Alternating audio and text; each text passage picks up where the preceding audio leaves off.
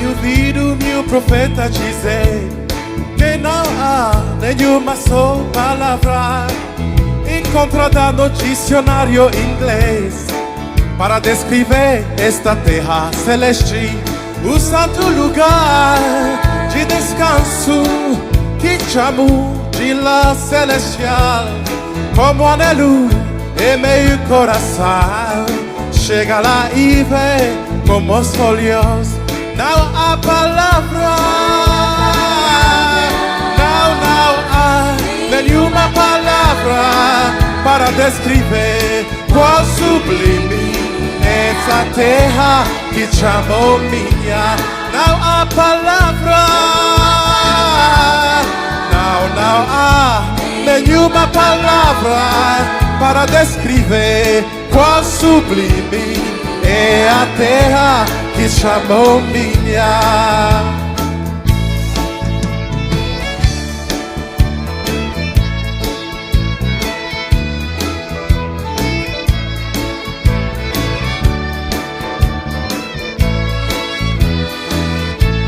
Eu tenho visto nas escrituras que eu viverei eternamente, e no momento serei transformando.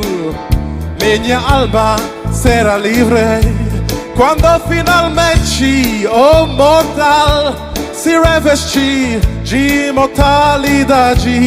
Me encontrei neste lugar donde cantaré sublime graça. A palavra, não há nenhuma palavra para descrever qual sublime é a terra que chamou minha. Não há palavra, não há nenhuma palavra para descrever qual sublime é a terra que chamou minha.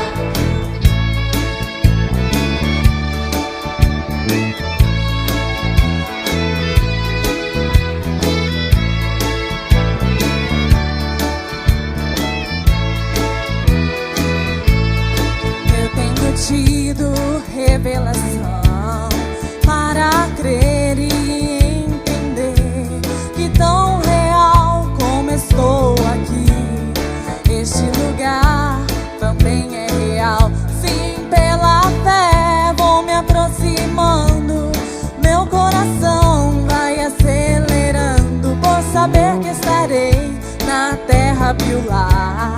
Descrevê-la quem conseguirá. Não há palavra, não há nenhuma palavra para descrever é a terra que chamou minha. Não há palavra, não há nenhuma palavra para descrever é a terra que chamou. Não há palavra, não há nenhuma palavra para descrever.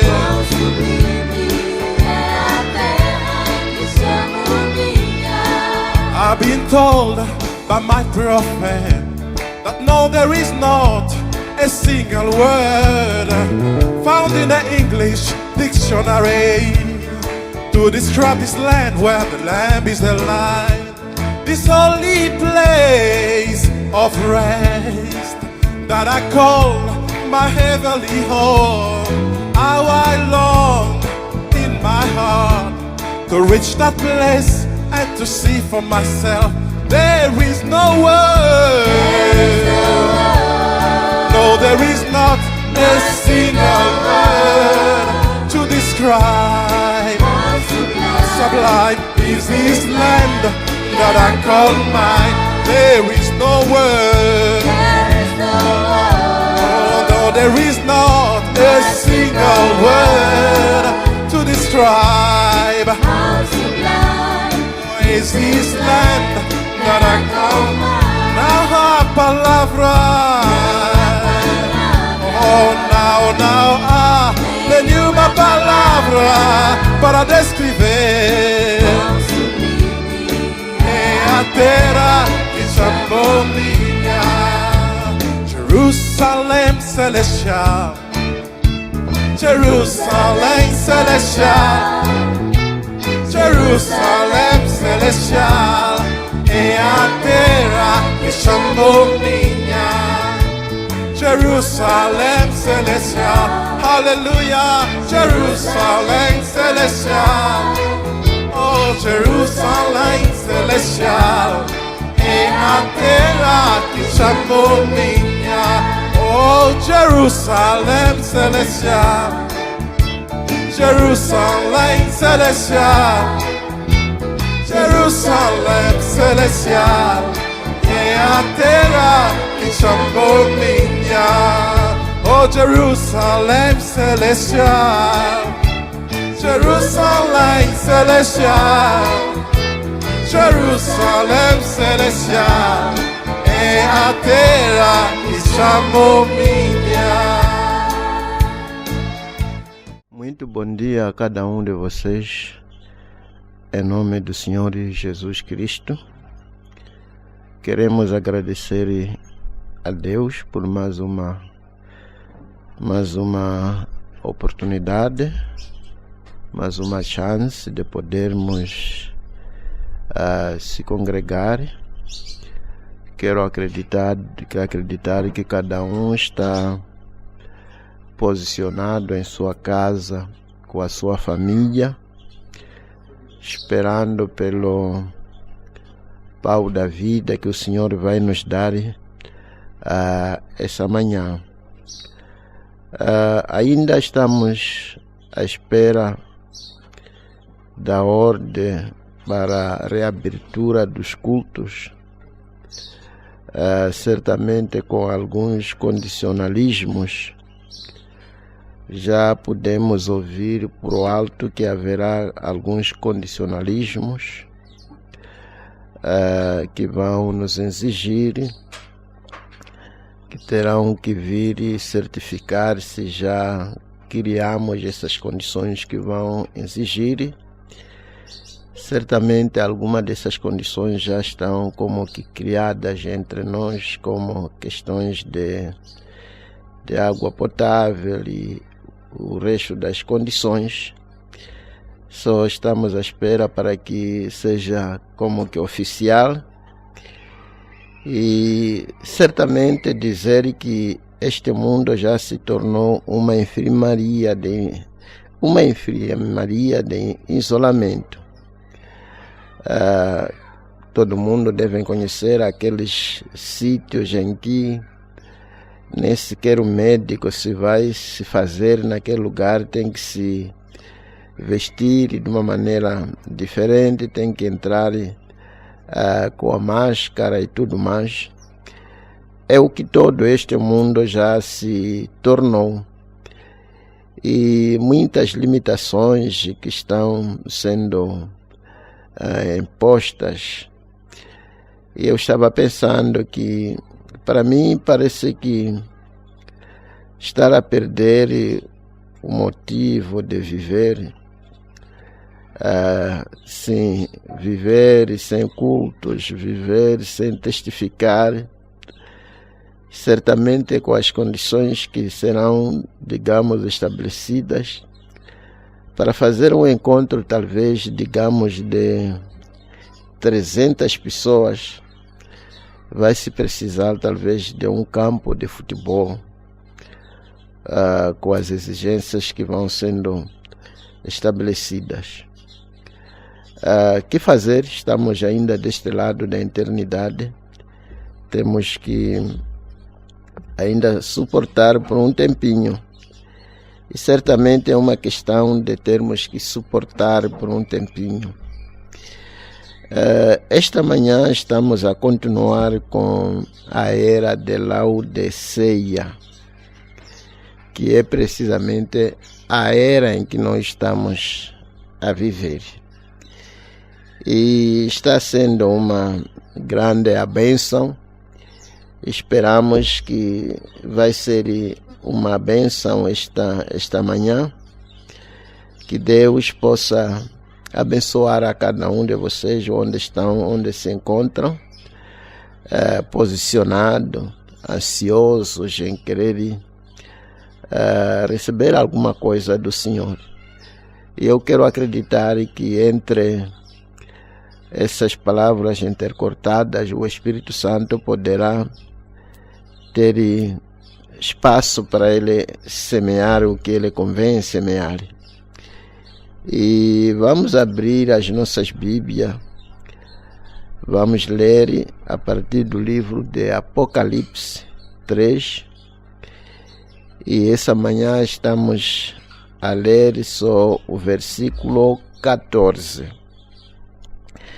Isto diz o Amém, a testemunha fiel e verdadeira, o princípio da criação de Deus. Que o Senhor abençoe a leitura da sua palavra. Uma pequena oração. Ó Pai Celestial, o autor da vida, aquele que conheceu o fim desde o princípio. Mais uma vez, Senhor, estamos posicionados, cada um, Senhor, no seu lugarzinho que o Senhor o proveu, tudo aposto para ouvirmos a Tua palavra. Como foi dito, Senhor, que onde estiver o cadáver, aí se unirão as águias. As águias, Senhor, estão reunidas, talvez dentro de uma jaula, condicionadas. Mas, Pai, queremos te pedir que venha repartir o cadáver, o pão da vida para cada um de nós, segundo as suas necessidades. Aqueles que não estão salvos possam ser salvos. Aqueles que ainda estão titubeando no pecado possam captar a visão do tempo e largar. Que os doentes também, Pai Santo, neste instante, enquanto que a palavra vai indo, haja um caminho pela qual cada um seja curado. Te pedimos, ó Pai, por essas bênçãos, em nome do Senhor Jesus Cristo, para a Tua glória. Amém. O Senhor acrescente a bênção sobre a leitura da Sua palavra.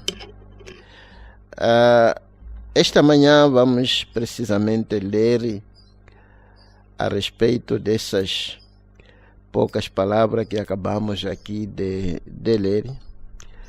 O profeta, depois de ter lido esta parte, ele diz: que coisa! Não é esta a mais maravilhosa descrição dos atributos de nosso amável Senhor e Salvador Jesus Cristo? Estas palavras simplesmente me dão vontade de gritar. Elas trazem tanto sentido de realidade ao meu coração. Somente em lê-las, sem mesmo esperar por uma completa revelação do Espírito acerca delas, deixa-me emocionado. Jesus está nos dando esta descrição de si mesmo em relação à última era. Sim, como podem ver aqui, quando ele estava a escrever a carta para o anjo da era de Laodiceia, ele começa mesmo por dar a descrição de si mesmo. Quem é esse que vai nos escrever?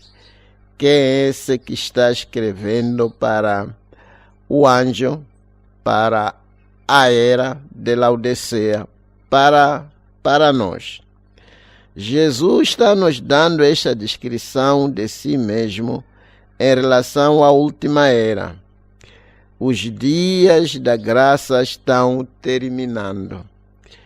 E certamente não precisamos talvez de termos que comentar tanto a respeito de quão próximo estamos chegando ao fim dos dias da graça. Sim, como devemos saber que o sangue de Jesus Cristo cobre como para-choque este mundo. Sempre que alguém pecar e o seu pecado vai subindo, vai deparar-se com este para-choque e impede com que o seu pecado possa subir no trono do julgamento. O mundo foi caminhando por um bom período de tempo nestas condições. Todavia, estamos a chegar num momento em que aquele cordeiro que jazia no trono da intercessão está se retirando. E na medida em que vai se retirando do trono da intercessão, onde os dias da graça terminam, logo que terminar os dias da graça, o que se segue são os dias de julgamento. E podemos pressentir agora o calor, a pressão, a preocupação do julgamento, enquanto que vai interagindo como raios solares que percorrem o mundo. Já temos um pressentimento através desta praga que está a assolar o mundo, e isso dá-nos a entender que realmente o Cordeiro está deixando o trono da intercessão. Os juízos de Deus estão prestes a cair, ou se não que estão mesmo a caírem. Imagine, estamos aqui a falar a respeito das portas da igreja que estão fechadas, que talvez, como é do nosso conhecimento, de que o natural tipifica o espiritual, talvez pode estar a significar que as portas espirituais para entrar no reino, os dias da graça estão terminando. Continuando, ele olhou desde o 1º século até o 20º e nos contou todas as coisas concernentes estas eras. Contou-nos aquilo que ia acontecer na primeira era, na segunda, na terceira, até a última era em que nós estamos. Antes dele nos revelar as características da última era. Só nesta última era, ele vem e revela as suas últimas características. Ele nos concede uma olhada final em sua própria deidade, misericordiosa e suprema. Esta é a revelação de coroamento de si mesmo. E ele diz, assim diz o Amém. Aqui onde acabamos de ler, isto diz o Amém, não é? Jesus é o Amém de Deus. Jesus é o assim seja de Deus. Amém significa finalização, significa aprovação, significa promessa prevalente, significa promessa imutável, significa o selo de Deus. Bendito seja o nome do Senhor. E eu gostaria que você agora observasse isto com atenção e visse algo realmente afável e belo. E eu disse que esta é a sua revelação de si mesmo relativa ao tempo do fim, quando o dia da graça terminar. Então o milênio chega muito rapidamente depois disso. Não é verdade? É verdade. Logo que o tempo da graça terminar, é a introdução do milênio. Então, o milênio chega muito rapidamente depois disso. Não é verdade? Ele diz, bem, leia comigo Isaías 65, 16 a 19. De sorte que aquele que se bendizer na terra, será bendito de Deus da verdade.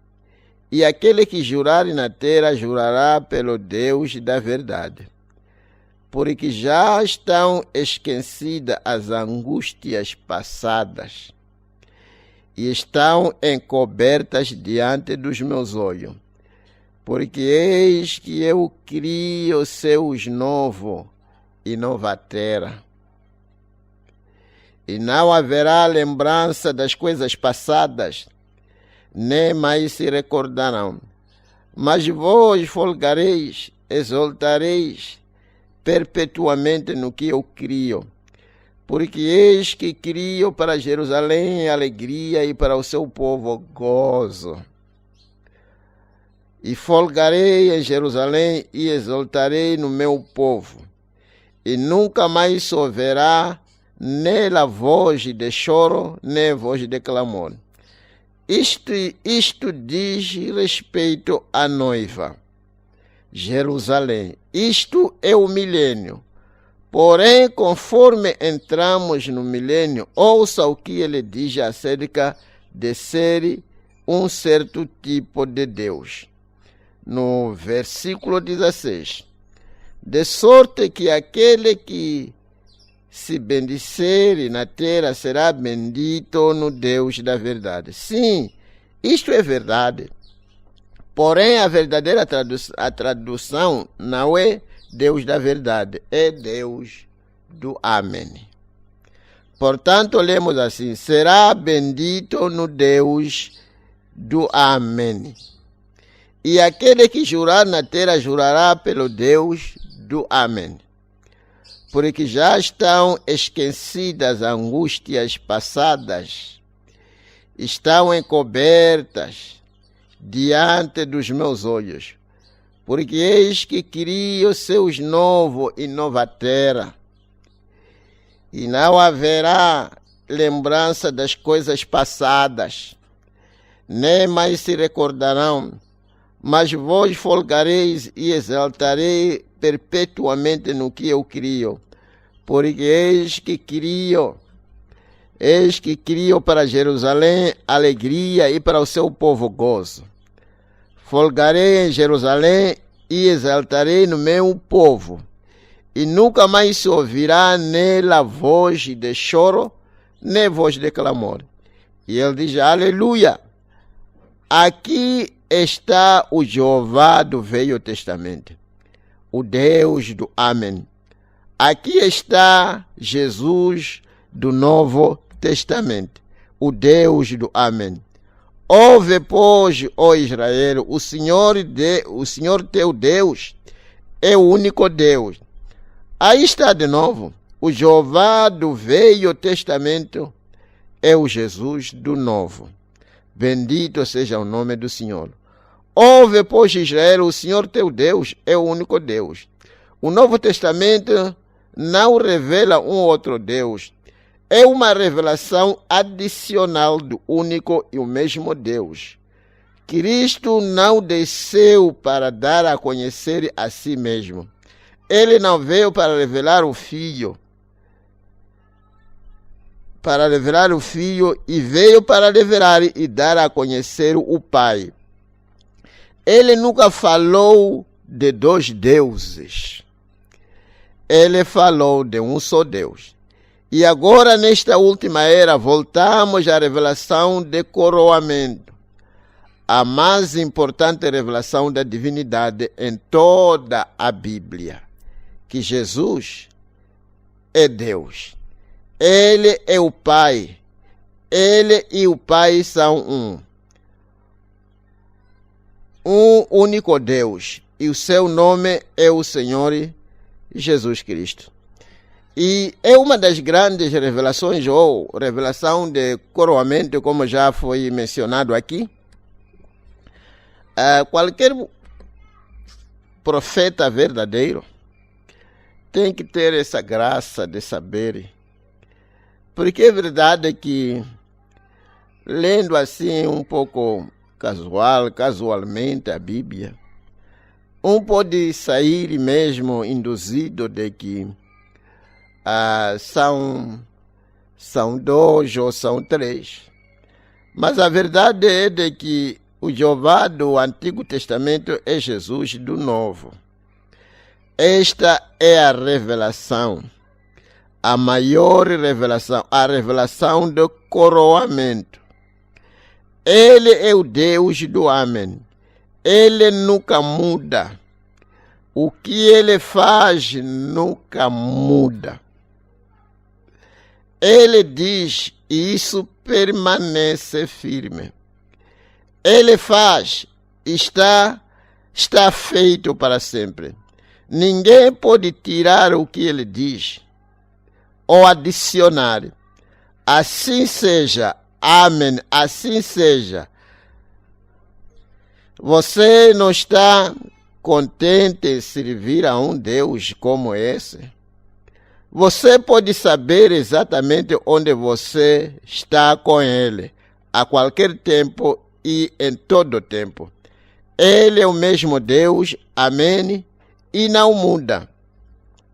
Sim, essas são todas, digamos, belas palavras que talvez podíamos expendir aqui um tempinho a tentarmos,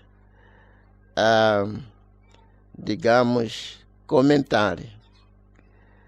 Nós servimos um Deus que é imutável. Certamente tinha que ser desta maneira para ele ser Deus. A sua primeira reação que ele fez ou teve em relação a qualquer situação, ele terá que permanecer daquela maneira. A resposta que ele deu a alguém lá atrás, ele é obrigado para dar a mesma resposta se a mesma pergunta se levantar. Da maneira como ele agiu quando um pecador lhe aproximou, tem que ser a mesma maneira que ele vai reagir ou agir quando o outro pecador lhe aproximar. Da mesma maneira, do modo que ele agiu quando um doente lhe aproximou nos anos passados, tem que ser a mesma maneira que ele vai agir quando outro doente lhe aproxima. Ali acaba nos dar uma fé genuína, inabalável, de saber que estamos a tratar com um Deus imutável, com os caminhos imutáveis. E o profeta aqui acaba dizendo, você pode saber exatamente onde está com ele. Onde está com ele a qualquer tempo e em todo tempo. E você pode ter uma ideia da sua própria vida, do seu próprio futuro. É só uma questão de olhar onde você está indo, como você está caminhando. Porque da mesma maneira que os seus caminhos são invariáveis, os seus juízes também são invariáveis e, inclusive, as suas beneficências, a sua bondade. Você pode ter um belo exemplo e ter um bom caminho a seguir e colher os mesmos resultados que os demais colheram. Se já se levantou um homem que confiou em Deus, e Deus o amparou, e Deus o ajudou, Deus o alimentou e pelejou as suas batalhas, e Deus se tornou tudo para aquela pessoa. Se você fazer o mesmo que aquele homem fez, Deus será obrigado para com você da mesmíssima maneira que ele foi obrigado com o primeiro homem. Porque ele não muda. Podemos ver ali como que quando Adão e Eva pecaram, Deus tinha que prover um caminho pelo qual Adão e Eva escaparam, porque Adão e Eva deviam morrer. Mas Deus proporcionou ou proveu uma expiação, proveu um caminho pela qual Adão e Eva pudessem escapar àquela morte. É exatamente o que Deus também faz para qualquer que lhe aproximar.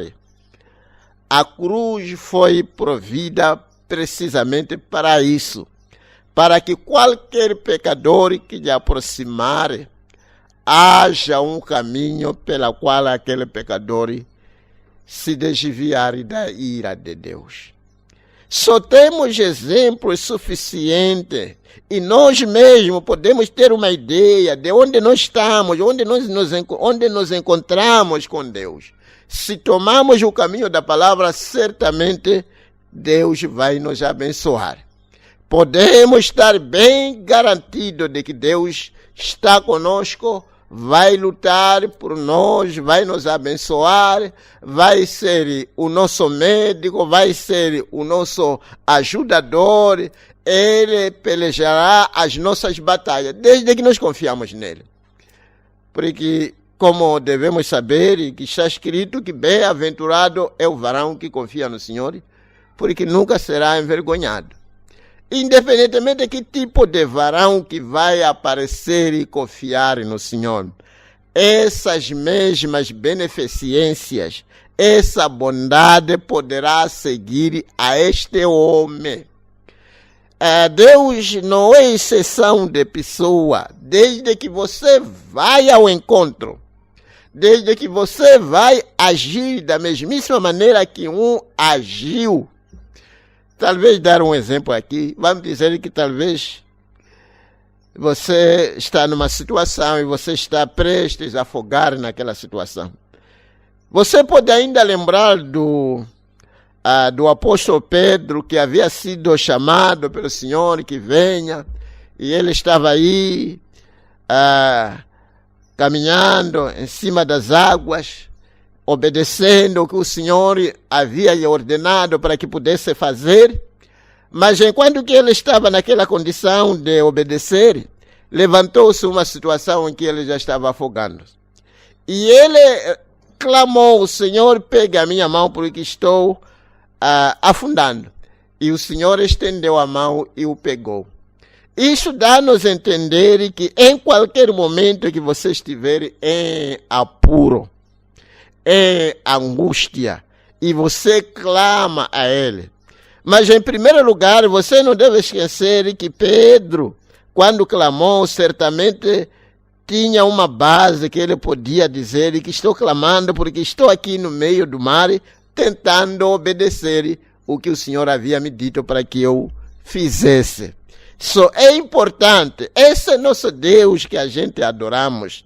Podemos descansar tranquilo de que o que Ele já fez continuará a fazer. Se é que Deus não deixou as gerações que pecaram, poderíamos aqui pensar nos dias de Noé, quando o mundo estava poluído, pecados em todo lado, bebidas, mulheres e tudo mais. E Deus viu que o pensamento do homem estava mal continuamente. O que as pessoas pensavam, o que ocupava as mentes das pessoas, as conversas que as pessoas sempre travavam, não havia nenhuma conversa, não havia nenhum pensamento para louvor de Deus. E Deus viu, e os filhos de Deus viram as filhas dos homens e começaram a tomá-las. E quando Deus viu aquilo aí, da maneira que ele agiu naquele momento, não tolerar aquela geração pecaminosa e perversa. Podemos afirmar categoricamente que o mesmo Deus nunca vai tolerar para todo ou sempre a nossa geração. Se ele tolerar essa geração, terá que levantar aquela gente e expedir perdão, porque ele é um Deus imutável. Se é que ele salvou a Noé, o homem temente a Deus, o mesmo Deus é obrigado nesta geração, por ser um Deus imutável, de salvar todos aqueles que são tementes a Ele. Oh, que garantia o crente devia ter em seu coração. Saber que quando você entra no canal que os demais entraram, poderíamos aqui dar exemplos, desde que você é fiel como a José, que foi fiel. Levantou-se questões, acusado falsamente, até ser empurrado até a cadeia. Mas o justo juiz, que é Deus, de uma ou de outra maneira houve uma saída para ele. Aquele mesmo Deus que pelejou, intercediu a favor de José, ele vai interceder para qualquer um de nós. Ele vai interceder para qualquer um que se firma com a verdade, independentemente se você é acusado, seja lá onde for. No serviço, na escola, na vizinhança, desde que a sua consciência espiritual lhe dita que você está fazendo o que a palavra requer de você. Deus sempre vai pelejar a seu favor. Este Deus que nós já servimos, um Deus imutável. Graças a Deus. Que segurança. Você não está contente em servir a um Deus como esse? Você pode saber exatamente onde está com Ele a qualquer tempo e em todo tempo. Ele é o Deus, amém, e não mudará. É aqui onde, às vezes, as pessoas acabam a ficar como que admirado, onde talvez algumas dessas coisas são preditas, e depois de um tempinho, as coisas acabam acontecendo. É só a questão de olhar e ver. Alguém pode reclamar muita coisa que, nós vamos fazer isso, vamos fazer aquilo, nós somos isso, somos aquilo. É só a questão de ver as vidas daquelas pessoas. Quando você ver as vidas daquelas pessoas, você pode predizer qual será o futuro daquela gente. Se é um grupo de homens voide da palavra de Deus, você pode predizer que essa gente vão terminar no fundo do poço. Mas se são pessoas que você sabe que temente a Deus e vivem pela palavra, você pode predizer o futuro brilhante daquela gente, porque você sabe que essa gente está vivendo de acordo com a palavra de Deus. E Deus é sempre obrigado para todos aqueles que vivem pela sua palavra. Oh, irmãos, devíamos segurar com todas as nossas mãos a palavra de Deus, sabendo que ela é imutável. É aqui onde Abraão segurou quando Deus lhe prometeu. Ele sabia que não haveria nenhuma maneira pela qual Deus revogara a sua promessa. Deus tinha que manter aquela promessa até que se cumprisse. Bendito seja o nome do Senhor. Isto diz o homem. E ele diz, eu gosto disso. Significa que tudo quanto ele disse é definitivo. Significa que tudo quanto ele disse, a primeira era e a segunda e a todas as eras acerca da sua própria verdadeira igreja e acerca da falsa vinha, é exatamente correto e não mudará. Meu Deus, se Deus pudesse nos ajudar a termos essa maneira de ver as coisas. Porque às vezes as pessoas chegam a um ponto em que pensam que talvez Deus não fará bem a sua promessa. Mas aqui estamos a ver que tudo aquilo que ele disse é definitivo. Não há nada que ele disse que poderá ser revogado. Não há nada que Deus disse que não se cumprirá cabalmente. Podemos estar bem cientes, amados irmãos, de que realmente este mundo não vai escapar o que as Escrituras dizem. Eis que vem um dia que vai arder como forno. Se é que a parte da vinda de Elias já se cumpriu, será que essa parte deste dia terrível é que não vai se cumprir? Se é que o resto das profecias já se cumpriram, será que o arrebatamento é que não vai se cumprir? O arrebatamento será cumprido da mesma maneira que Elias veio. Chegar-se a um momento em que o arrebatamento será algo do passado. Oh, como devíamos esperar com toda ansiedade. Acordar todas as manhãs, olhar ao redor, como foi dito que seria um dia tão claro onde não haveria nenhuma nuvem. Às 7 horas, quando você acorda, a primeira coisa talvez devia ser esta questão de ver qual é o ambiente hoje. Não seria hoje, porque somente aqueles que estão a esperar é que serão arrebatados. Não vai arrebatar alguém que talvez nem tinha conhecimento, nem estava esperando. O Abraão que estava à espera do filho é que recebeu o filho prometido. O que ele disse é definitivo.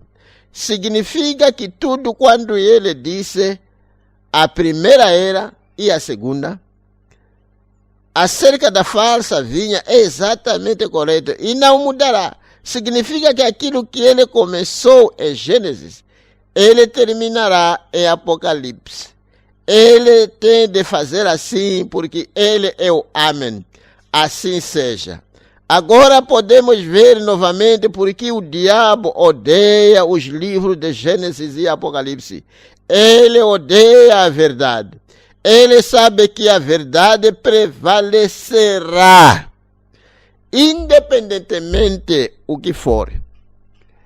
A verdade sempre vai prevalecer. Não é preciso tentar lutar para fazer com que as pessoas compreendam que você está a dizer a verdade.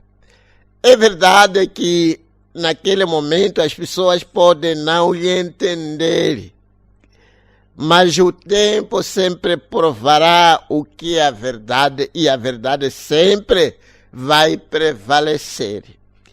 É por isso a verdade de Deus, a verdade do Evangelho que está sendo pregada, a verdade que está sendo dita, chegar-se a um momento em que tudo que não é verdade vai terminar. Tudo que não é verdade vai ser provado que não era verdade, tarde ou cedo. É por isso o profeta nos diz que sempre quando você for a ser perguntado, diga sempre a verdade independentemente se a verdade lhe fere, porque a verdade sempre permanecerá a verdade.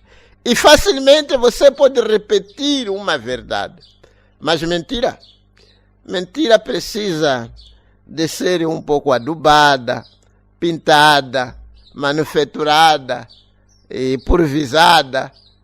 Porque é mentira, mas a verdade é só dizer a verdade. A verdade é verdade. Não precisa ser pulverizada, não precisa ser perfumada. A verdade é verdade. Mas aquilo que não é verdade, você precisa... É o que acontece nos tribunais. Você chega e diz, já aconteceu isto aqui, vão escrevendo depois de acabar, vão lhe dizer, pode repetir. Na medida em que você vai repetindo, eles vão descobrir que aqui está a declarar a mesma coisa de uma maneira diferente. Você já colocou um pouco de sal, um pouco disto, e ali vão apanhar que não, este senhor está a tentar fabricar algo que não é verdade.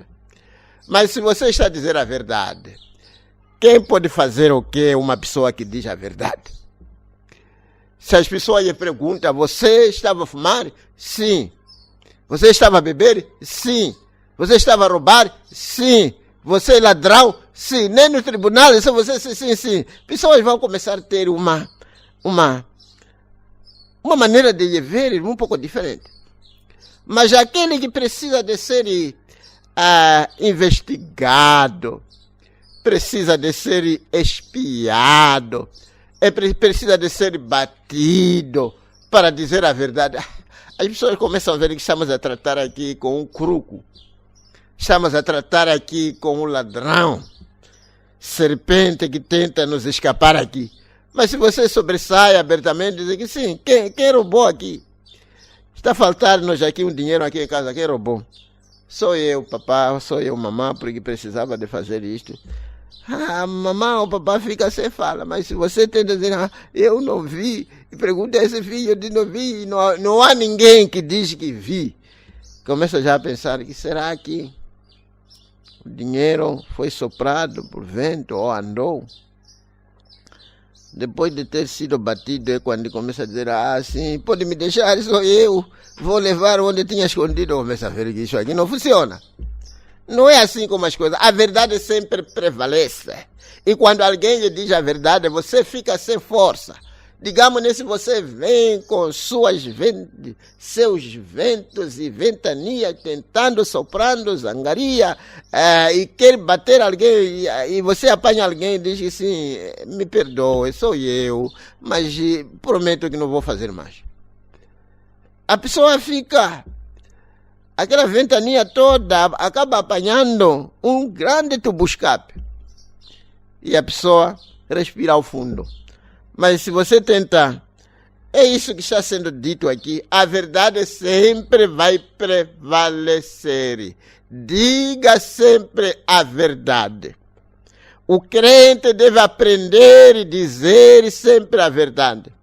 Vocês, crianças que estão me ouvindo neste momento, quando mamãe estiver a perguntar, quando papai estiver a perguntar, ou o seu irmão mais velho estiver a perguntar quem levou aquele dinheiro, você deve ser capaz de dizer, sou eu que levei dinheiro, estou a pedir perdão. Não tente escusar, não tente fugir. Não é isso que Deus espera de um crente. Deus espera que um crente diga a verdade, sempre diga a verdade. Independentemente se lhe fere ou lhe faz bem, porque sempre lhe fará bem. Ele sabe qual será o seu fim, como ele combate isso, mas nós estamos do lado vencedor. Nós, e eu me refiro apenas aos crentes da sua palavra, estamos do lado do amém. O crente está do lado do vencedor. Desculpe. O crente está no lado do vencedor. Venha o que vier, o crente sempre vai vencer. Talvez as pessoas podem pensar que o pegamos, acabamos batendo, acabamos o matando, mas não é o fim. Se eu estava a ver aqui um assunto, tudo aquilo que nós acabamos de ler é algo que acontece além, depois desta vida. Falando aqui daquilo que vai acontecer no milênio, Deus não tem programa com o homem simplesmente deste lado da eternidade. Vamos atravessar para o outro lado. O mesmo homem sai desta dimensão para a dimensão invisível. E tudo aquilo que você faz deste lado é que contará onde você irá. Chegar-se a um momento, talvez ainda tentar que repisar esta questão. Chegar-se a um momento em que a mentira e a verdade vai se defrontar. E cada um poderá assumir pela sua própria alma o que ele fez quando esteve aqui na terra. É verdade que os homens, enquanto que estão deste lado, às vezes podem manufaturar a sua mentira, ir no tribunal e a mentira passar e parecer que terminou ali. Neste mundo de injustiça, estamos mesmo a viver num mundo de uma grande injustiça. Sabe, eu estava a falar com o pastor, foi o pastor Tito, estava a nos contar o valor de rubim, que o valor de rubim é só simplesmente uma coisinha assim pequena, mas milhares de dinheiro que sai ali é muito dinheiro. Para não falar, talvez, digamos, de 1 quilo de rubim. Está a ver, este mundo, Deus deu-nos recursos suficientes para nos alimentar aqui na terra. Mas são recursos, são coisas que talvez acabaram sendo apoderadas por um punhado de pessoas. E talvez as pessoas tiveram essa oportunidade de colocar as mãos nessas coisas todas e ali parece que lhes pertence, talvez por uma outra causa que não é assim uma causa que pode ser colocada diante de Deus e justificar. Porque Deus, quando colocava essas coisas, Ele sabia por que Ele estava a colocar essas coisas para o benefício de todo mundo. Mas estamos a viver num mundo de injustiça. Todo este mundo no dia do julgamento vão ser levantados. É o tipo que será dado mais tempo no inferno. Milhares de tormento no inferno.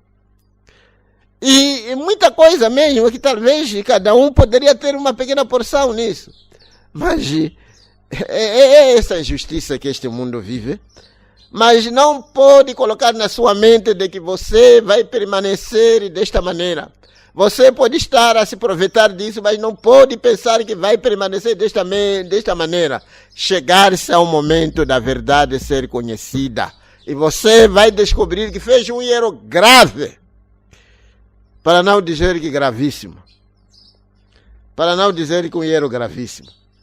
É verdade. Seja verdadeiro em tudo. Você pode dizer, não sou eu. É aquele, você. Há muita gente que acabam parar nas cadeias enquanto que não fizeram nada. Não é verdade? É verdade. Isto diz o testemunho, a testemunha fiel e verdadeira. Agora, eu quero lhe mostrar o que acho da ideia de fiel.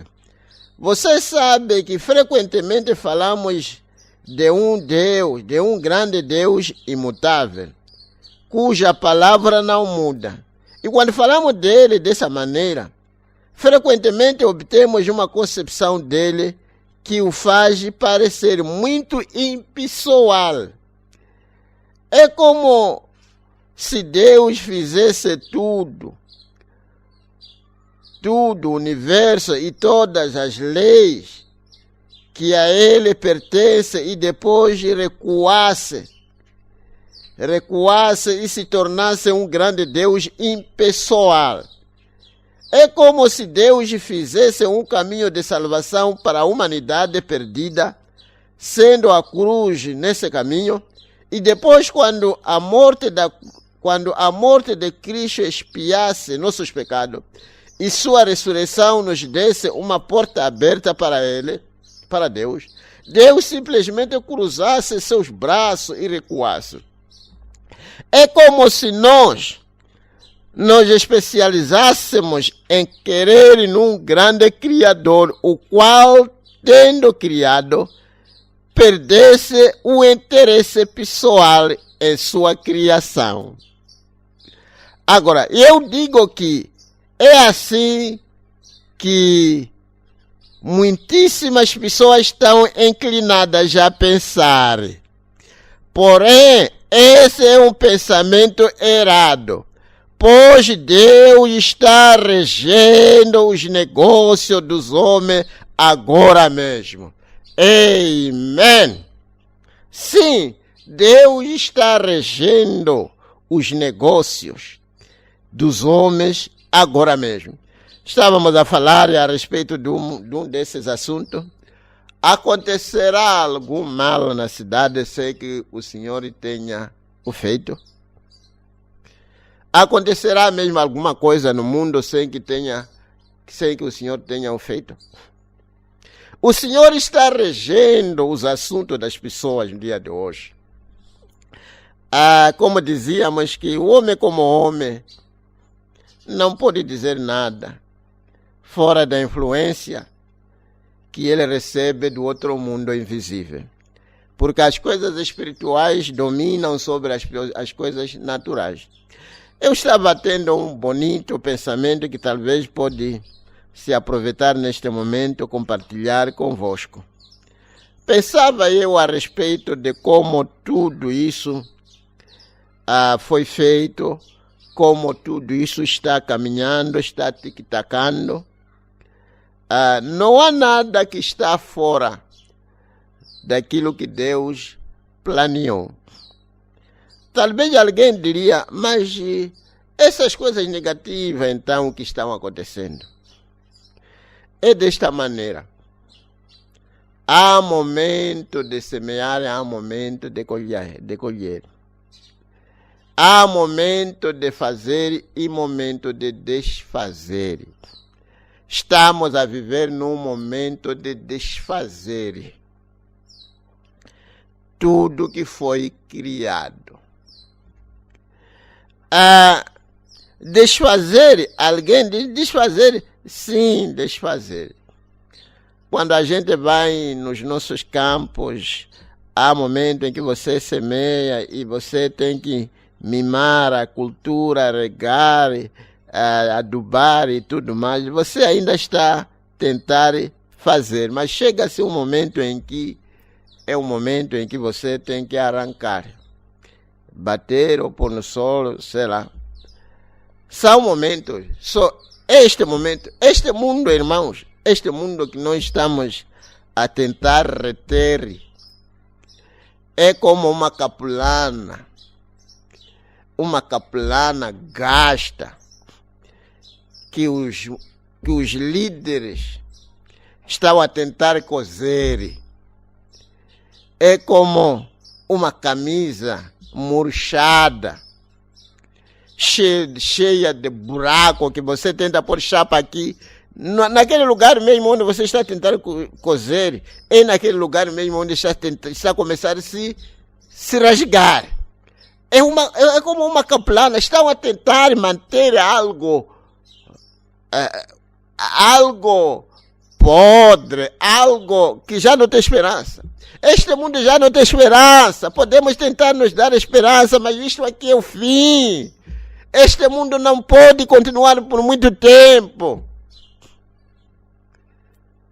É o tempo da colheita.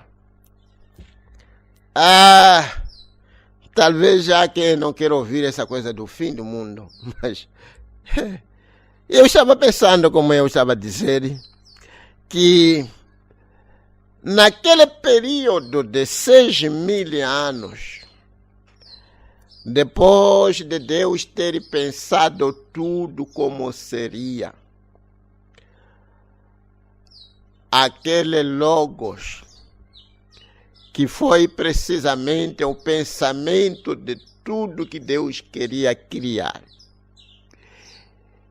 E quando tudo já estava neste grande pensamento, tudo quando nós temos hoje, como o homem seria, como ele ia viver, os animais, as suas aparências, suas cores e sabores e tudo mais, tudo aquilo estava neste Logos, que é precisamente aquela coluna de fogo que se vê ali. E tinha que se parar por um período de 6.000 anos. Falar, haja isto, haja isto, haja aquilo, haja aquilo, haja isto, haja isto. Como devem saber, as coisas não existiam na medida em que iam sendo faladas. Era falar, e Deus, logo que ele falasse a sua palavra, ele ficava feliz, porque tinha fé de que aquilo que eu falei, as coisas seriam daquela maneira. Oh, meu Deus, se Deus nos desse uma fé como essa. E estávamos a falar a respeito dessas medidas que serão exigidas das igrejas. Pode até chegar a um ponto onde vão dizer que você não deve se aproximar do seu condiscípulo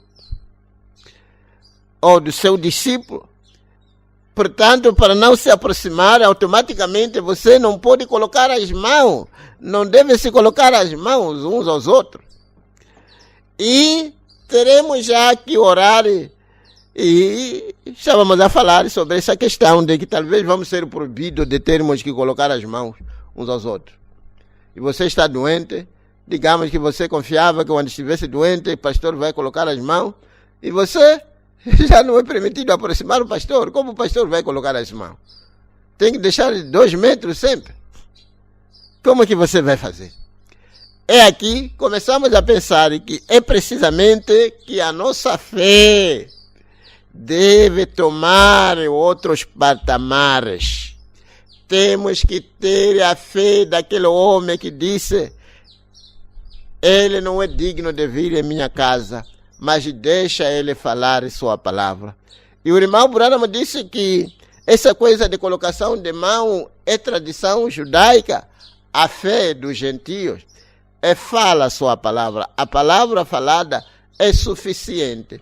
Só Deus se colocou ali no primeiro dia ou no primeiro 1000 anos. Ele estava bem relaxado, não tinha pressa. Não estava indo a nenhum lugar. Só no primeiro dia ele falou o que devia ser falado e ele creu na sua palavra. É aqui onde devemos tomar exemplo como filhos de Deus.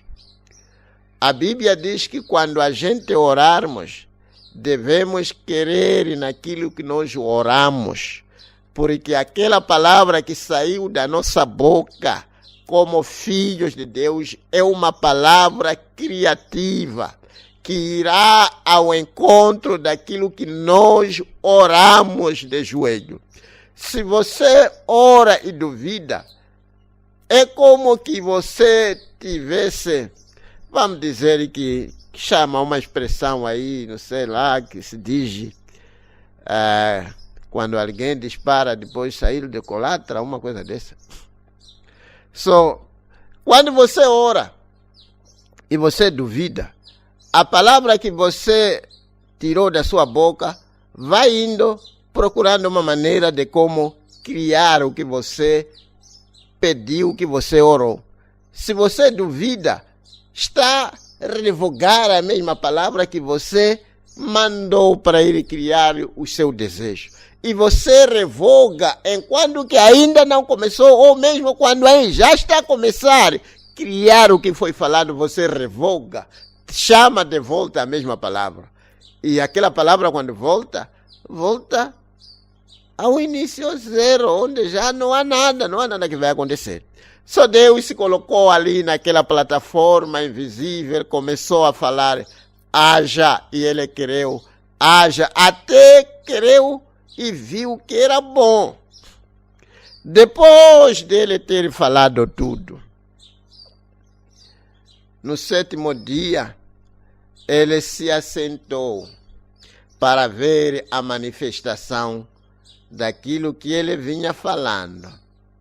É quando o que ele falou no 1º dia apareceu, no 2º dia apareceu, assim sucessivamente.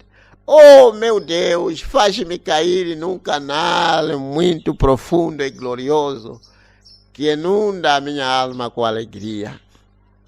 Deus falou na 1ª era, falou na 2ª era, falou na 3ª era, falou na 4ª era, falou até a era que nós estamos a viver. Mas nesta era que nós estamos a viver, todas as promessas, falando a respeito do arrebatamento, vocês devem saber que o arrebatamento foi falado na 1ª era por apóstolo Paulo.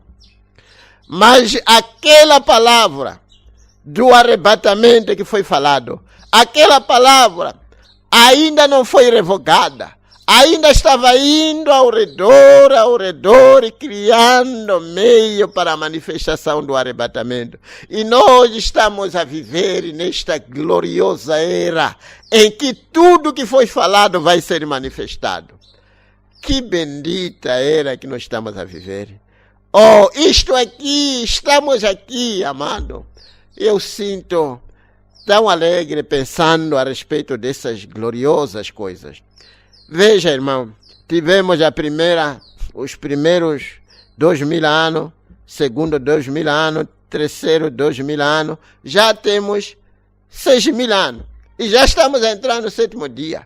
Já estamos a entrar já nesta última parte, que é precisamente o dia da manifestação de tudo que vinha sendo falado. Oh, Deus já prometeu 1 milênio por anos. Mas estamos a viver na 7ª era para testemunharmos a manifestação do milênio. Deus falou a respeito do arrebatamento, lá mesmo atrás, nos dias de Enoque, mas ainda não tinha sido manifestado. Mas nós estamos a viver nesta 7ª era para testemunharmos tudo que foi falado há 6.000 anos atrás. Estamos a viver para ver o cumprimento dessa escritura. Não é de se admirar que o profeta podia dizer que se tivesse sido perguntado qual era que eu gostaria de ter vivido, eu poderia ter dito que esta era mesmo que eu estou a viver. Esta é a era da manifestação das promessas de tudo que foi falado a partir da 1ª era. É a era em que nós vamos ver o término do sofrimento, das enfermidades, das guerras, de tudo quando há. É a era em que aquela rocha que foi vista pelo profeta Daniel, caindo e assumindo o controle do mundo, enchendo o mundo. Nós estamos a viver para testemunhar, para ver a manifestação disso aqui. Meu Deus, e eu não sei como colocar isso, mas a verdade me faz bem. É isso que todos os patriarcas, os profetas, almejaram ver. E nós estamos a viver para ver isso aqui. Que graça, que tamanha graça achamos. Paulo não queria morrer, como dizíamos no culto passado, quando ele dizia, nós que estivermos vivos seremos transformados e depois arrebatados. Mas não viveu para ver isso, e não estamos a viver precisamente para ver isso. Meu Deus, onde estaria eu neste momento? Sim, Deus ainda está regendo os negócios do mundo. Acho que onde paramos, não é isso? Acho que é onde paramos mesmo. Não sei se já tinha passado. Ok, regendo os negócios do homem agora mesmo. Ele é tanto criador como sustentador. Tanto criador como sustentador. Não pode pensar que Deus é impessoal. Alguém que talvez não compreende os assuntos das pessoas.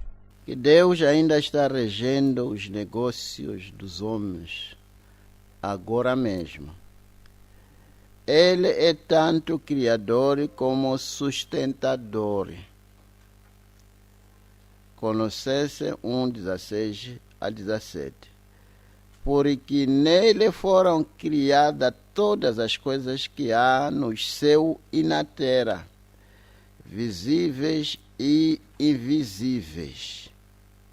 Seja trono, sejam dominações, sejam principados, sejam potestades, tudo foi criado por ele e para ele. E ele é antes de todas as coisas, e todas as coisas subsistem por ele. Ele é um Deus soberano. Por seu próprio conselho, ele propôs o plano da salvação de seus escolhidos, os quais ele dantes conheceu. O Filho morreu na cruz para estabelecer o meio da salvação.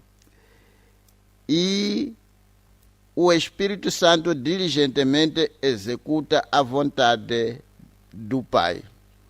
Agora, enquanto que estamos ali, vendo que tudo foi criado por Ele e para Ele, cada coisinha realmente foi criado por Ele e para Ele, para cumprir os seus próprios planos. Alguns foram criados para vasos de honra e alguns também foram criados para vasos de desonra. Da mesmíssima maneira que Faraó havia sido levantado para Deus mostrar o seu poder. Porque quando a gente deparamos com isso, não devemos ter aquela mente de que tudo isto que nós temos é de Deus. Embora que foi criado por Ele e para Ele. É certo que para Ele, para ir ao encontro do seu grande propósito que Ele tem em sua própria mente. Mas descendo ali, podemos descobrir que há vasos de honra, há vasos de desonra. Aquilo que foi criado para que faça parte do seu interno plano. E aquilo que também foi criado para a destruição. Ele é o olheiro, faz o que ele achar melhor com seus vasos. Ele está fazendo todas as coisas neste momento conforme o propósito da sua vontade. Ele está bem no meio de tudo isto. Ele está no meio da sua igreja. Este grande Criador, Deus Salvador, está operando fielmente entre os seus, agora mesmo, como o grande pastor das ovelhas. Sua própria existência é em prol dos seus. Ele os ama e cuida deles. Seu olhar está sempre sobre eles. O olhar de Deus. Ele cuida de nós. Faz-me lembrar daquela canção que a gente cantamos. Ele cuida de mim, cuida de ti, cuida de nós. Isso é verdade. Quando a palavra diz que a nossa vida está escondida com Cristo em Deus, ela quer dizer exatamente o que diz. Oh, eu estou tão contente que o meu Deus permanece fiel. Ele é fiel a si mesmo. Ele não mentirá. Ele é fiel à sua palavra. Não é de se admirar, amados, que o profeta podia pregar, depois de pregar, se colocava aí e dizia: estou à espera do anjo de Deus. Porque quando se encontraram naquela caverna, se prometeram que ele estaria com ele. Só ele, sabendo que Deus era fiel com a sua palavra, sabendo que Deus não podia mentir, ele podia se colocar aí dizendo que estou à espera do anjo de Deus. E nunca houve nenhum tempo em que o anjo de Deus falhou em aparecer. Porque aquele anjo de Deus era também a palavra de Deus. Desde que o crente agarre-se à palavra e invoque aquilo que Deus prometeu, Deus é fiel para fazer bem as suas promessas.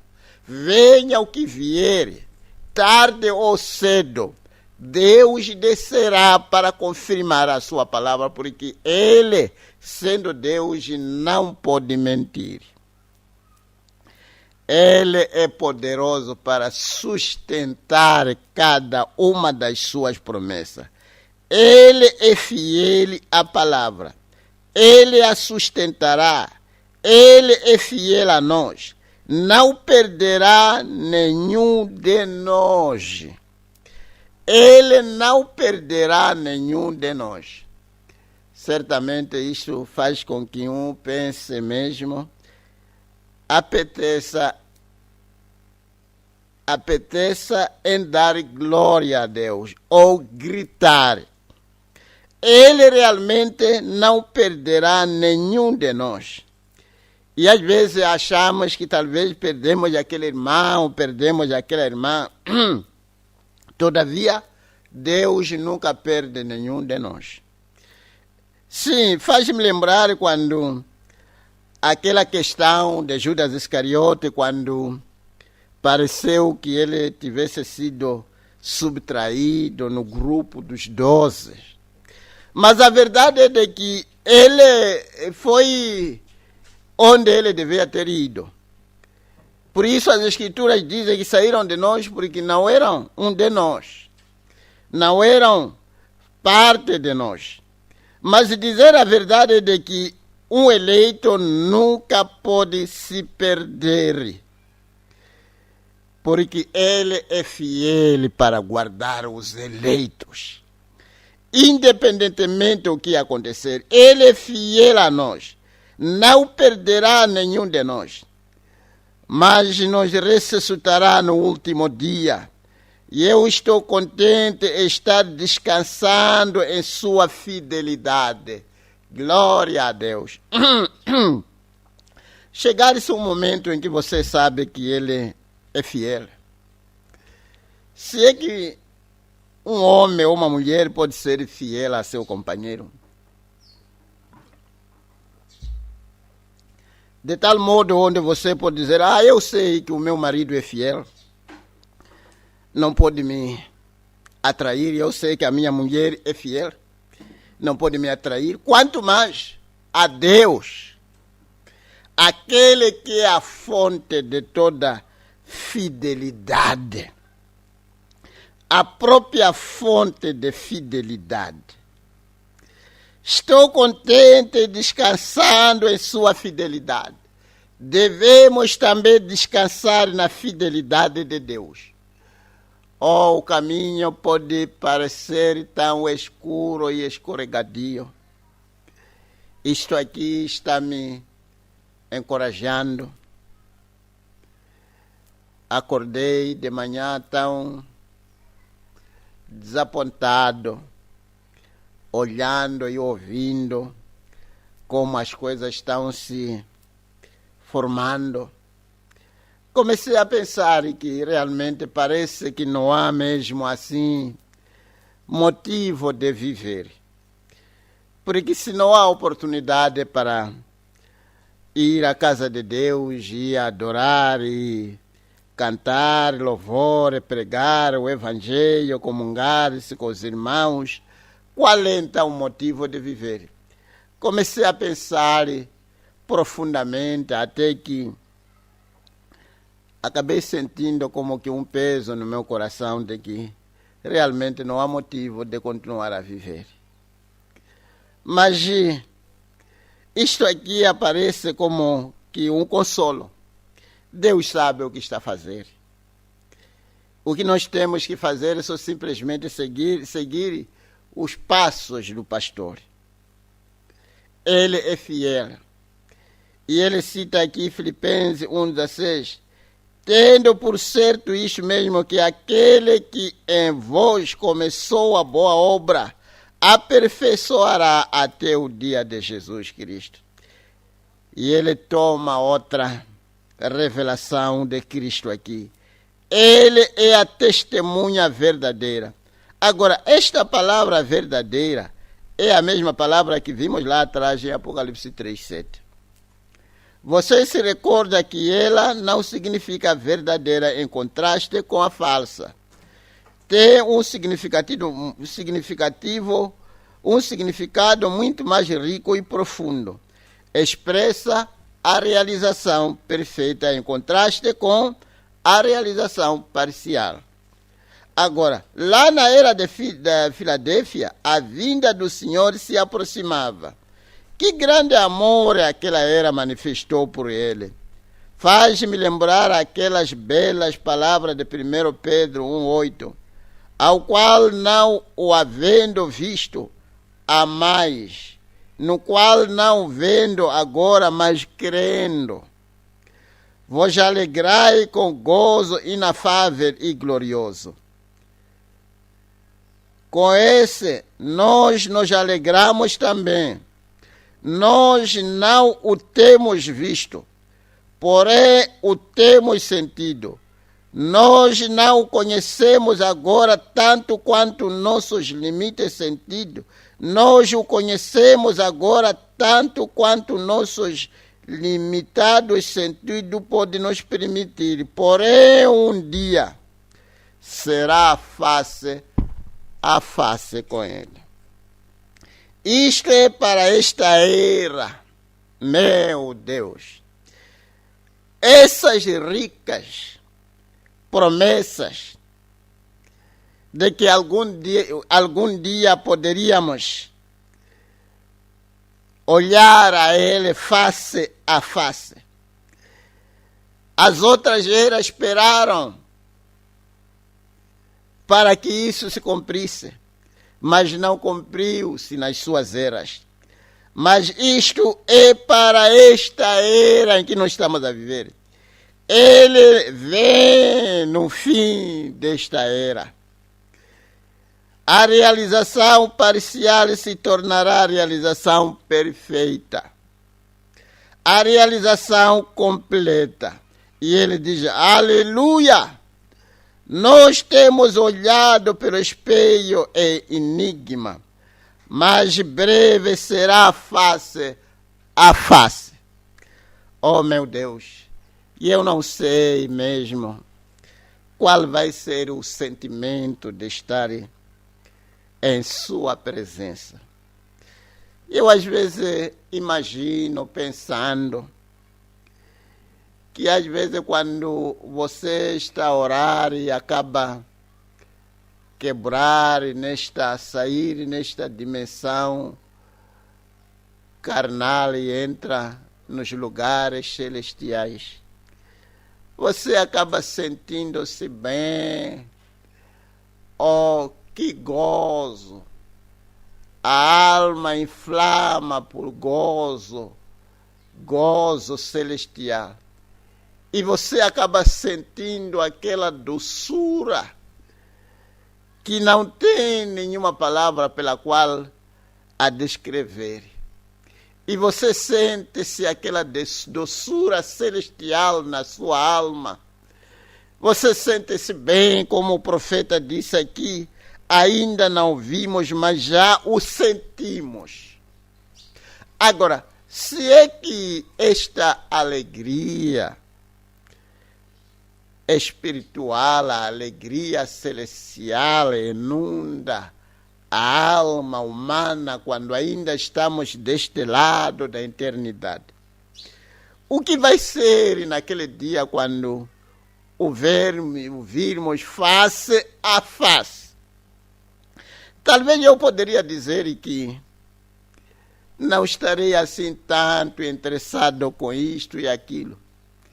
O que tanto me importa é chegar naquele dia onde você poderá sentir aquela alegria celestial por todo o sempre. Sentir aquela doçura do Espírito Santo enchendo, transbordando a sua alma. Como David podia dizer que o meu corpo transborda. Chega-se um momento, faz-me lembrar daquela pequena irmã quando recebeu a sua cura, saiu onde estava por anos, saiu onde naquela cama, estava aí fora no jardim, careceando as flores, o próprio jardim, amando tudo ao seu redor. Eu não esqueço uma vez que isto aconteceu na minha alma pela primeira vez. Você sente como amar tudo ao seu redor. O amor de Deus interagindo-se com a alma humana. Não tem explicação. Só você tem que ter graça de interagir-se com este amor que estou a tentar aqui explicar, porque não tem palavras suficientes. Talvez é aquilo que o irmão Branham estava a dizer, que nem para dizer que sublime, a palavra sublime não é suficiente. Você simplesmente tem que estar lá, você simplesmente tem que ter este sentimento para ter alguma ideia disto. Nós temos olhado pelo espelho e enigma. Agora é simplesmente uma imaginação a respeito dele. Mas breve será face a face. Nós temos andado de glória em glória, mas breve será exatamente na glória, e em sua glória brilharemos, seremos semelhantes a Ele, maravilhosamente semelhante a Ele, Jesus, nosso divino Salvador. Isso não é maravilhoso? Somos completos nele. Isso é verdade. Ele não mentirá a nós acerca disso. Mas um dia seremos transformados num instante. Nós nos revestiremos da imortalidade. Seremos todos tragados pela vida. Então nós compreenderemos a realização. Glória a Deus. Bendito seja o nome do Senhor. Da mesmíssima maneira que um presidente vive no meio do teu povo, embora que talvez não conheça a todos, embora que talvez não saiba o que todos estão a comer, ou vestir, ou onde dormem. Mas este rei, no meio do seu povo, o rei Jesus, ele conhecerá cada um de nós. Ele amará cada um de nós. E ele viverá no nosso meio. Viveremos com ele, o veremos, o conheceremos da mesmíssima maneira que ele nos conhece. Oh, meu Deus! quando chegar aquele momento e saber que tudo já passou, todas as lágrimas já cessaram de chorar dos olhos. Deixa eu ler uma outra parte aqui. Ele é a testemunha fiel e verdadeira. Agora, pensamos nessa palavra testemunha. Bem, essa palavra é aquela da qual obtemos a palavra mártir. A Bíblia fala de Estevão e Antipas e outros como mártires. Eles foram mártires. Eles também foram testemunha. Jesus foi um mártir fiel. O Espírito Santo é testemunha disso. O Espírito dá testemunha disso. O mundo odiava Jesus. Ele o matou, porém Deus o amava e ele foi para o Pai. A prova de que ele foi para o Pai é que o Espírito Santo veio. Sim, o mundo odiou Jesus. E qualquer um que recebe o mesmo Espírito que estava sobre Jesus, será também odiado pelo mundo. Se o mundo ainda te ama, quer dizer que você ainda não recebeu o Espírito que estava em Jesus. Ainda tem amigos e amigas inseparáveis, mundanos e mundanas, amigos de peito, que se contam segredos e tudo mais, que sejam colegas de serviço, escola ou escola. Isto significa que você ainda está atado com o mundo. Quando você sair do mundo e receber o Espírito que era odiado pelo mundo, automaticamente o mundo também te odiará. E às vezes ficamos como que espantados por que somos odiados, desprivilegiados. Não é porque é odiar o corpo como pessoa, mas é odiar o Espírito que está em nós. O Espírito de Jesus Cristo morando em nós, automaticamente o mundo detestará de nós. Meu Deus! A prova de que ele foi para o Pai é que o Espírito Santo veio. Se Jesus não fosse recebido pelo Pai, o Espírito não teria vindo. Leia-o em João 16, 7 a 11. Todavia digo-vos a verdade que vos convém que eu vá, porque se eu não for, o Consolador não virá a vós. Mas se eu for, enviá-lo-ei. E quando ele vier, convencerá o mundo do pecado, e da justiça e do juízo. Do pecado, porque não crê em mim. Da justiça, porque vou para o meu Pai, e não me vereis mais. E do juízo, porque já o príncipe deste mundo está julgado. A presença do Espírito Santo neste mundo, em vez de Jesus estar aqui, prova que Jesus era justo e foi para o Pai. Porém, também diz em João 14, 18, não vos deixarei órfão, voltarei para vós. Ele veio, ele enviou o Consolador, ele era o Consolador, ele voltou em espírito sobre a verdadeira igreja. Ele é a testemunha fiel e verdadeira no meio da igreja. Mas um dia ele voltará em carne novamente. Ele provará então quem é o único potestado sábio. É ele, Jesus, o Senhor da glória. Bendito seja o nome do Senhor.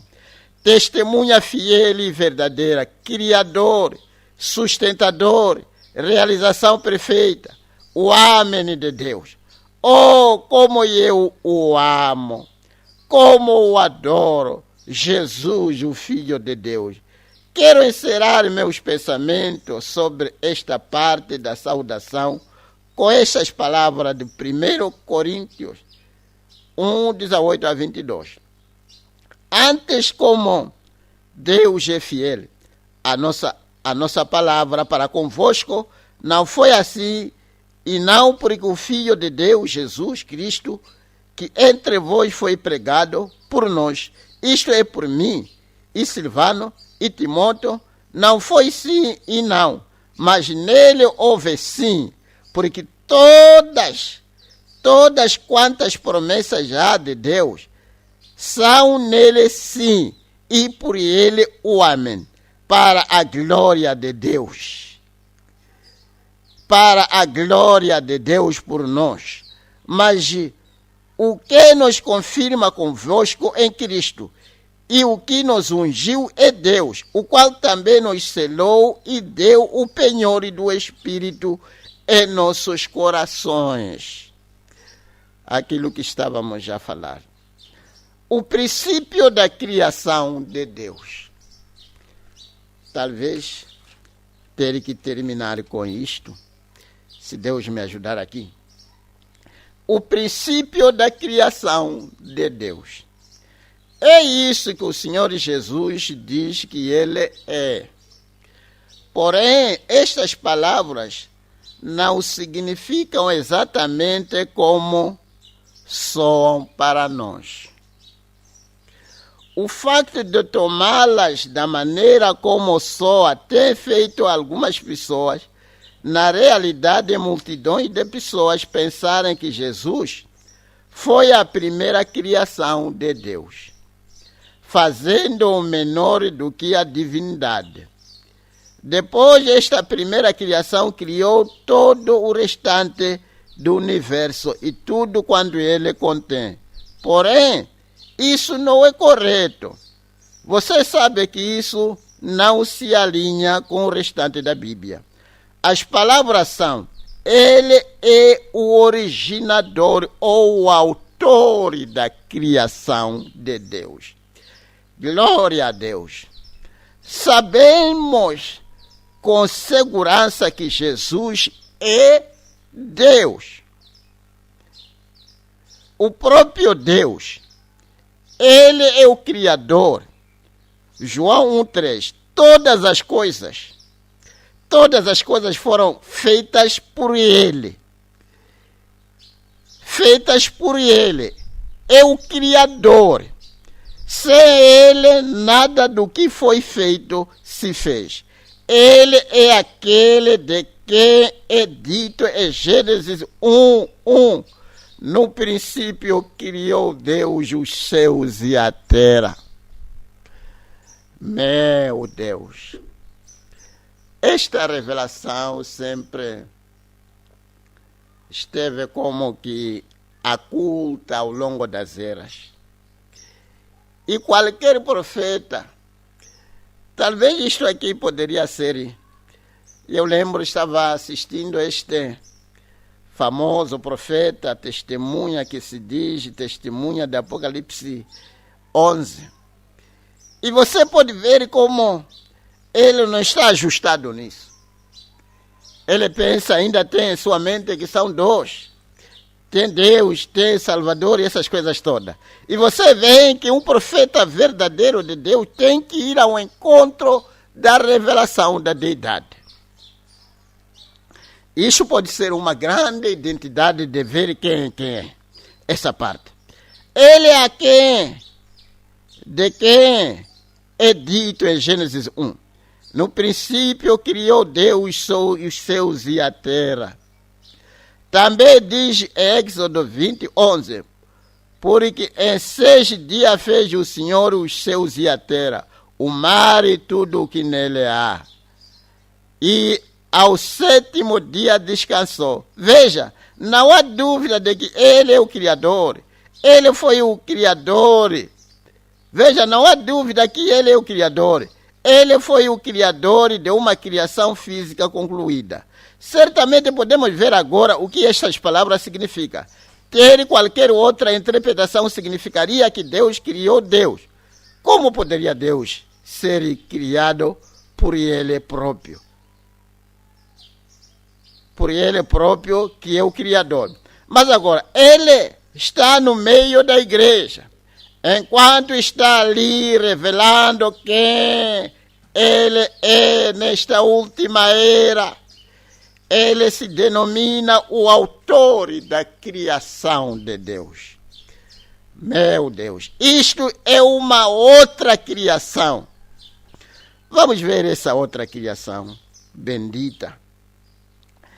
Oh, meu Deus. Ele denomina o autor autor da criação de Deus. Isto é uma outra criação.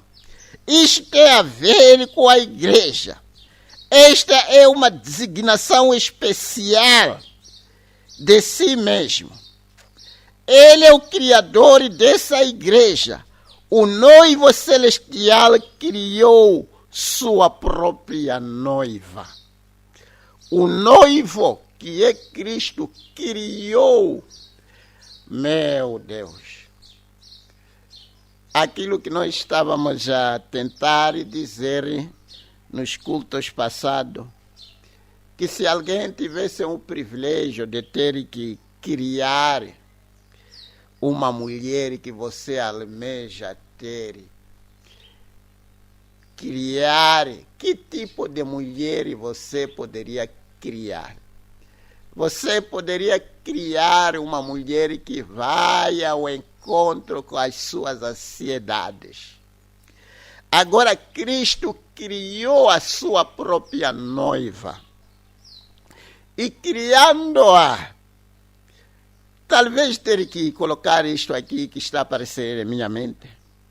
Veja como Deus foi fazendo as coisas. Ele próprio, quando esteve aqui na terra, permitiu que ele pudesse ser morto e reaver-se de novo, de volta. E ele criou uma noiva. Depois de ter criado uma noiva, ele permitiu que a noiva pudesse cair, da mesma maneira que ele permitiu que o seu corpo caísse e trouxesse de novo. Ele permitiu que a sua noiva, que ele criou, a noiva criada segundo os pensamentos internos de Jeová, ele criou uma noiva e permitiu que esta noiva que ele criou pudesse cair para que pudesse retomá-la de novo. Poderíamos falar aqui de muita coisa, sabe? O reino que Adão havia sido dado caiu. E agora é o momento em que Deus, em breve, vai reaver de volta ao reino. Porque a Bíblia bem diz que os reinos deste mundo se tornarão o reino de Cristo e os seus santos.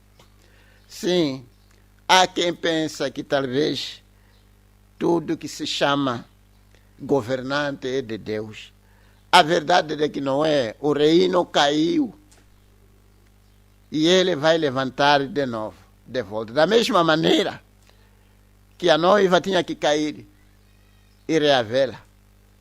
O corpo de Cristo tinha que ser morto e ressuscitado de novo. Este é o canal dele. E você leva um grão, semeia, aquele grão morre, mas é tornado a voltar de novo em vida. Como o Espírito de Deus, ele desceu e criou na Virgem Maria. Ok. O noivo celestial criou sua própria noiva. Como o Espírito de Deus, ele desceu e criou na Virgem Maria as células das quais nasceu o seu corpo. E eu quero repetir isso. Ele criou no ventre de Maria as próprias células para aquele corpo. Não era suficiente que o Espírito Santo simplesmente desse vida a um óvulo humano suprido por Maria. Isso teria sido a humanidade pecadora produzindo um corpo. Isso não teria produzido o último Adão. Dele foi dito: eis que corpo, ó Pai, me preparaste. Deus, não Maria, proveu aquele corpo. Maria foi a incubadora humana, esteve grávida daquele santo filho e o deu à luz. Era um homem, Deus. Ele era o filho de Deus, ele era nova criação. O homem e Deus encontraram-se e uniram. Ele foi o primeiro desta nova raça. Ele é a cabeça dessa nova raça. Amém.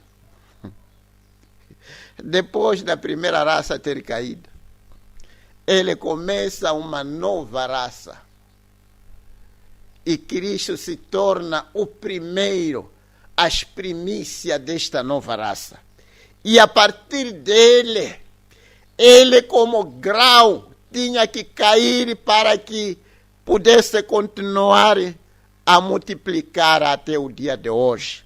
A multiplicação ainda está em processão. Esta é a cabeça desta nova raça. Colossenses 1:18. E ele é a cabeça do corpo da igreja, o princípio e o primogênito. Meu Deus.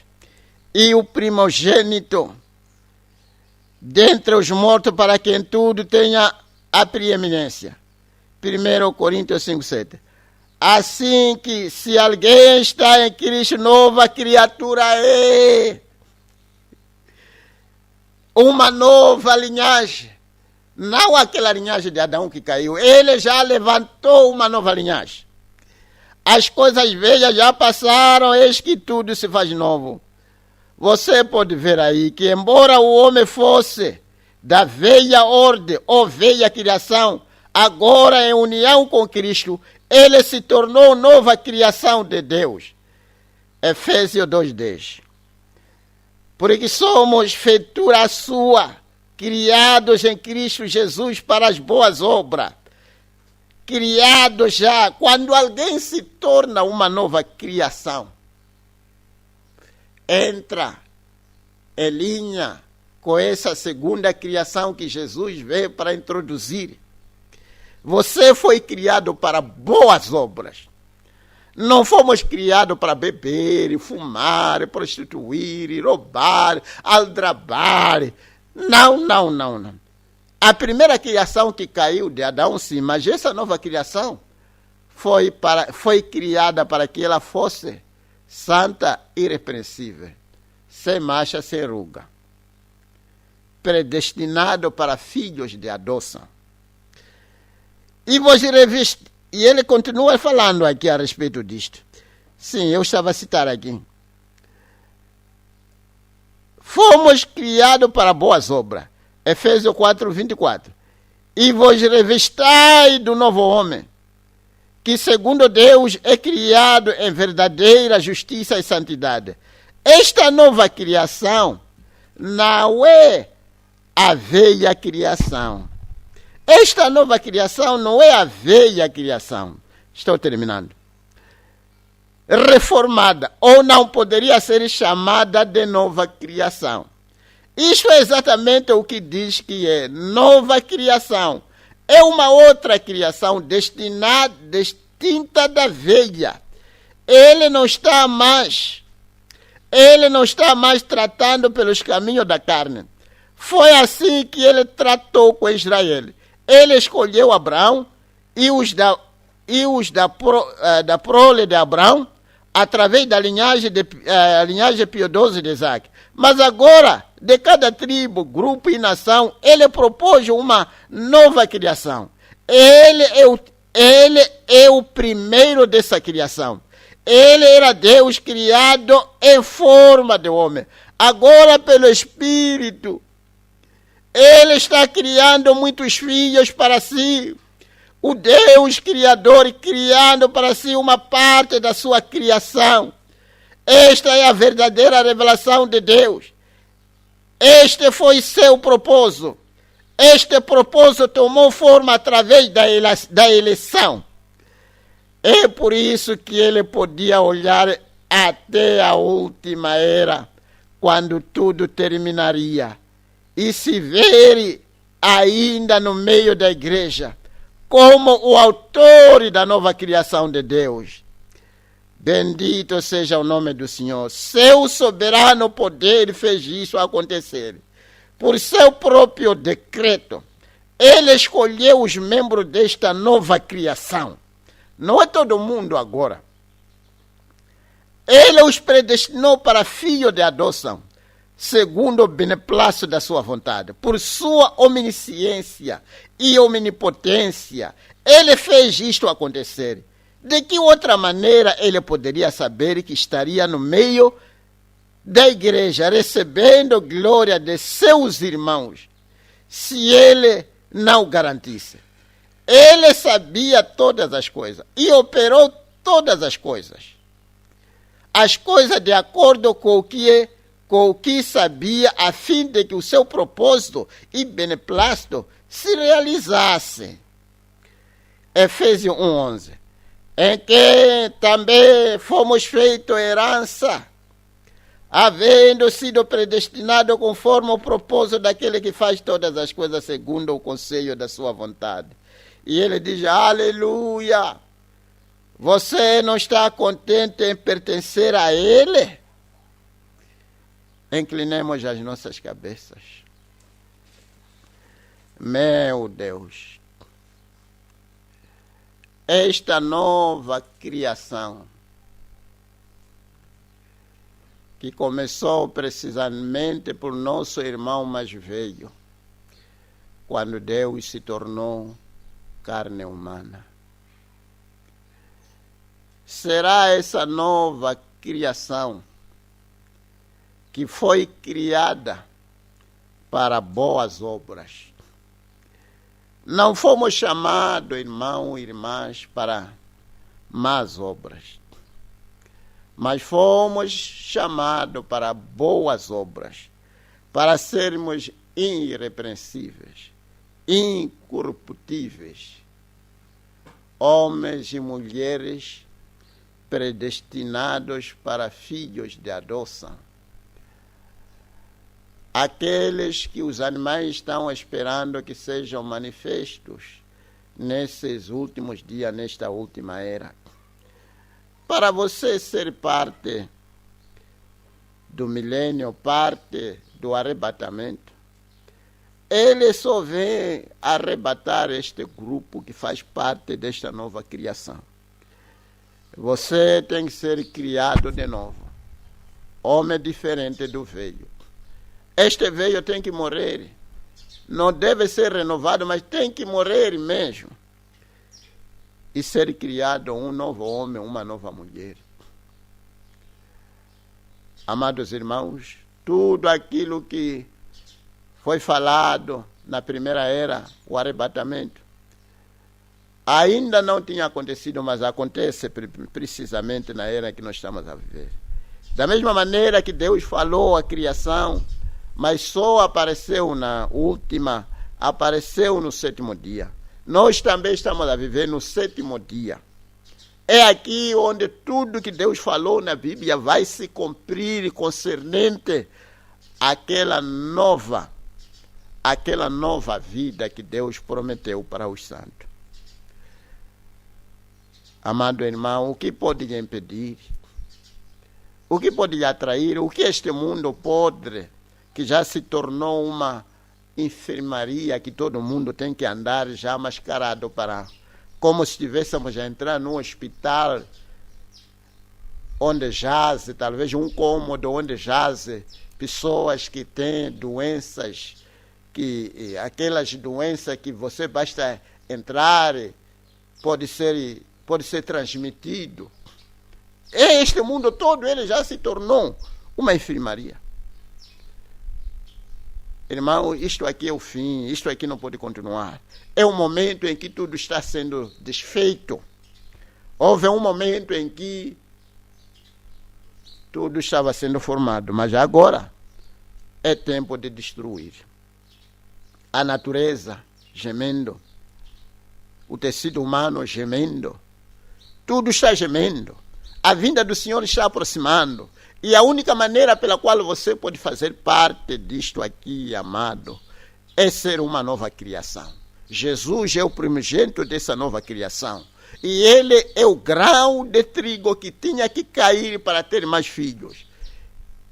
E isto aqui está sendo multiplicado de uma maneira perpétua ao redor deste mundo. Esta nova criação sai de todas as nações. Aqueles que aceitam morrer e ser nascido de novo. Você não gostaria de levantar a sua mão e dizer, Senhor, me ajude. Deixa-me pertencer a esta nova criação. custa o que me custar, eu estou pronto, Senhor. Deixa este velho homem apodrecer e acabar e terminar, para que se levante uma nova criação criada para boas obras, criado para fazer o que é bem, o que é bom, fazer sem cessar. Não fazer porque alguém também fez o que é correto, o que é bom, mas ter a natureza sempre de fazer o que é bom, o que é bom. Vou orar. Esteja também no estado de oração. Ó Pai Celestial, Senhor e Deus da criação, aquele que conheceu tudo e conheceu a todos, que se colocou ali e viu as eras na medida em que iam se desenrolando. Como acabamos aqui de citar, Deus, que tudo aquilo que foi falado, as promessas, que a primeira era foi dada, a segunda, a terceira, até a sexta era, ainda não se manifestou. É nesta bendita era em que tudo que foi falado, estamos a falar do milênio, estamos a falar do arrebatamento, estamos a falar da cessação, das enfermidades, das guerras, de sofrimento, de dor de cabeça e de pesares dos corações. Tudo isso, todas essas beneficências que o Senhor tem vindo falando ao longo das eras, nós estamos a viver para ver o seu cumprimento. Senhor, ajuda-nos, ó Pai, para estarmos prontos para essas coisas. Faça cada um que está nos ouvindo nestas alturas parte, Senhor, da nova criação. Senhor, queremos ser parte daquele germe de vida, em que nele não havia dolo, não havia nada. O que havia nele era só simplesmente fazer o que é bom, o que a palavra diz. Coloque isso em nossa mente, em nosso coração, que sejamos pessoas criadas para fazer o que é correto, o que é bem. Seja lá o que as pessoas fazem por nós, mas a nossa natureza, sempre quando estamos a tentar, seja lá retribuir, possamos retribuir por fazer o que é correto, o que é bem.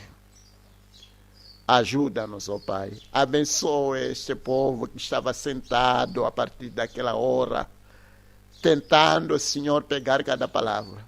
Que cada palavra que saiu do Espírito Santo possa ser regada e produza, Senhor, nos nossos corações uma nova criatura, criado segundo a imagem daquele que é incorruptível.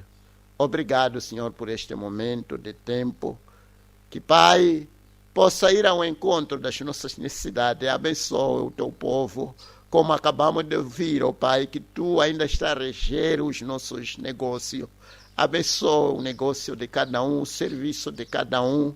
Senhor, é a casa de cada um, ó Pai, tudo aquilo que estamos tentando fazer, o serviço de cada um, ó Pai, proteja com as tuas asas protetoras.